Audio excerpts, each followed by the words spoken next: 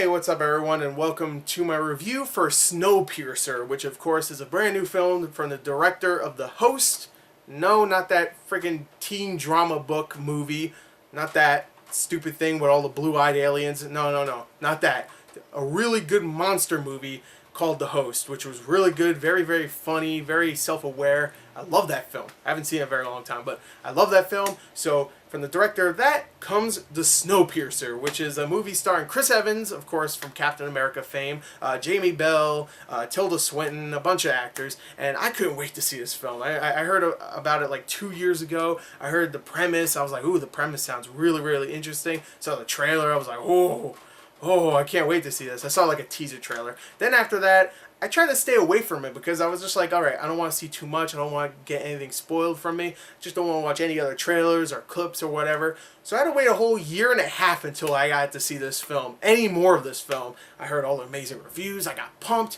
I saw it. What did I think of Snowpiercer? Finally, it's out. In America, at least. Well, let's talk about it. The story for Snowpiercer takes place in the future where the world is pretty much covered in ice. I mean, no, not pretty much. It is covered in ice. And the reason why is because scientists created this thing where it was going to help global warming or something like that, and it backfired, and of course, boom, the entire world is just covered in ice. It's pretty much a new ice age. And the only thing that survived was a train. Now, this train is a badass train. It was created just because of one millionaire who thought, you know what, I know this thing's going to backfire, so I'm going to create a badass train that's going to keep on going over and over again around the world and keep everybody inside warm so they don't die from the freezing cold that's going to come. He already knew it was going to happen. So he created this train, and of course, put a bunch of people in there, and one of the people is Chris Evans' character, who is like this leader of a bunch of people that are in the back of the train. These people are just like the guys that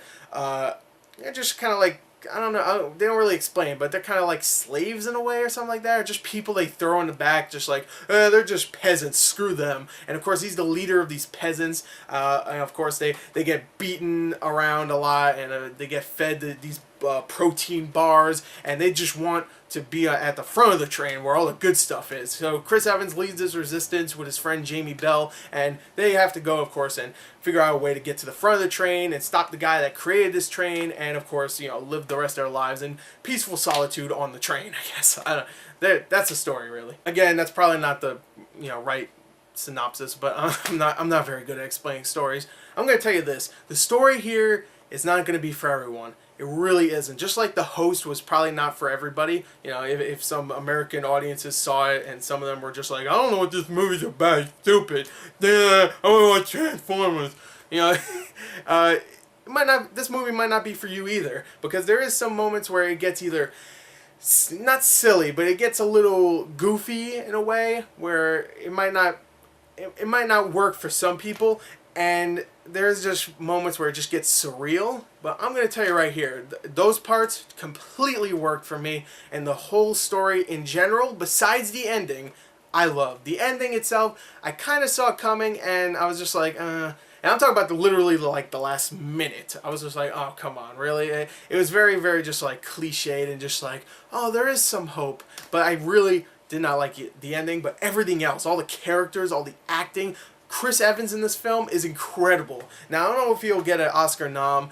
Probably not. We'll have to see later on in the year to see other performances, but he is really incredible here. He's the battle-hardened leader of the back of the train, and he has to figure out a way to get to the front of the train, but he is battle-hardened. There are a few scenes where he gets just to talk to someone about his problems, and they are incredible. He does an amazing job. Very well written. There's a whole scene at the end where he's talking to someone, and he's explaining what he had to do in the beginning of this whole train adventure, because it's been about 17 years since the world ended, pretty much, and he's been on that train for 17 years, and he's just like, he's talking about what happened in the beginning, like what they had to do to keep themselves fed and stuff. It's really just heartbreaking. He does an amazing job, and all the other actors are incredible here too, but he just nailed it. My other favorite actor here was Tilda Swinton, who plays this really British as hell, like kind of like dictator in a way. Not really a dictator. She's like the side. She's like the assistant to the dictator on the train, and she is really, really crazy, really insane. A lot of people are going to be probably thrown off by her character because of the serious tone of the film. She comes in and she's all goofy, like, oh yeah, she's really, really like stereotypically British, but she is really, really enjoyable to watch, and all the other actors are great too. I really like this film, and I really like the story and all the things that happen in it. I really do. While the movie does have a lot of scenes where people just talk and just build relationships and stuff, and you get to know them by just them explaining stuff that happened to them in the past, there's a lot of dialogue in this film. There is also a lot of action, and I have to give them credit. They filmed this movie, at least they probably use some movie magic here and there where they, you know, use bigger sets and stuff, but you just can't tell that they're bigger sets. But it looks like they filmed the entire thing on a train. Maybe not a moving train, but they built like an actual train for them to actually be on and to film, and that's really, really difficult, especially since